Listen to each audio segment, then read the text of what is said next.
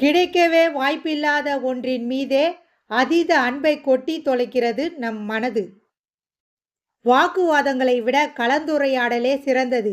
ஏனெனில் வாக்குவாதங்கள் யார் சரி என தேடும், கலந்துரையாடலே எது சரி என ஆராயும். பிறர் உங்கள் மீது வெறுப்பை கொட்டும்போது பொறுமையாய் இருப்பது உங்களின் பலவீனமல்ல, பலம். தண்ணீர் அமைதியாக இருக்கும்போது தூசுகள் தானாகவே அடியில் தங்கிவிடும்.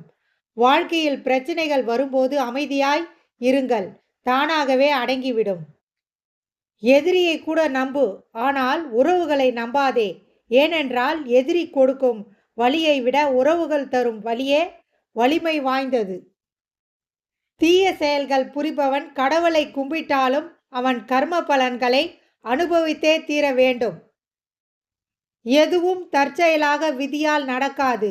உங்கள் செயல்களால் உங்கள் சொந்த விதியை உருவாக்குகிறீர்கள்.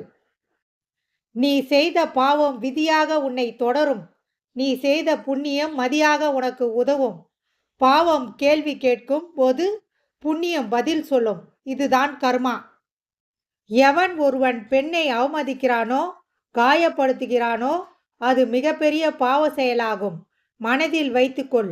அந்த பாவத்திலிருந்து என்றும் வெளிவரவே முடியாது. பொய் பேசுபவருக்கு தண்டனை என்ன தெரியுமா? அவர் உண்மை பேசும்போது ஒருவரும் நம்ப மாட்டார்கள். இதுவே சிறப்பான தண்டனை. சிரமம் பார்க்காமல் உழைத்தால்தான் உன் கனவுகளை உன்னால் அடைய முடியும். அவன் பணம் அவனால் உண்ண முடியாது.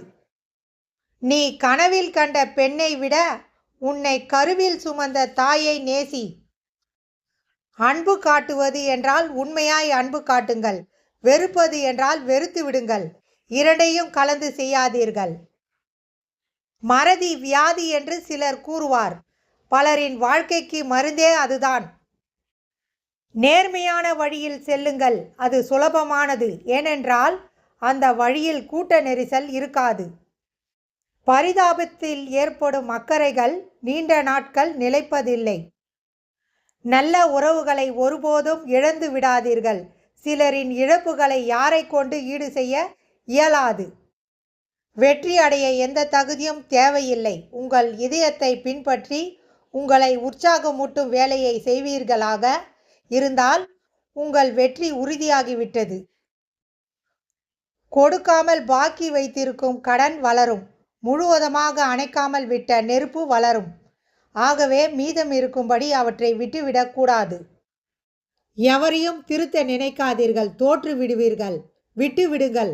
அவர்களாகவே ஒரு நாள் காலத்தால் திருத்தப்படுவார்கள். அனுபவங்களை சேகரித்து வை. இனி வரும் நாட்களில் எச்சரிக்கையோடு செயல்பட அதுவே உதவும். பிறக்கிறது ஈஸி, சாகிறது ஈஸி. ஆனால் இரண்டுக்கும் நடுவில் வாழ்வது ரொம்ப கஷ்டம். மற்ற மனிதர்கள் உங்ககிட்ட பொய் சொல்லலாம். ஆனால் நீங்கள் உங்ககிட்ட உண்மையை மட்டுமே சொல்லுங்க.